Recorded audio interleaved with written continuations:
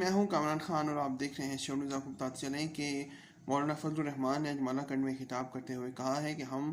راولپنڈی چائے پینے صرف نہیں آئیں گے، کیونکہ ہمیں چائے آفر کرنے والے خود پیزے کھا رہے ہوں گے تو ہم صرف چائے میں گزارا نہیں کریں گے۔ ہلکے پھلکے انداز میں پاک فوج کے ساتھ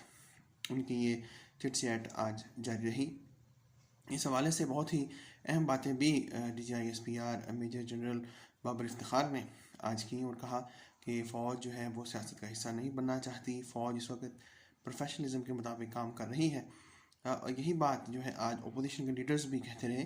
کہ پاکستان آرمی کے ساتھ اس وقت رفت رکھنا، یہ پاکستان آرمی کو کسی بھی قسم کے مسئلے میں دھکیلنا کسی بھی طرح سے اپوزیشن کا مطمع نظر نہیں ہے۔ جو بات اہم ہے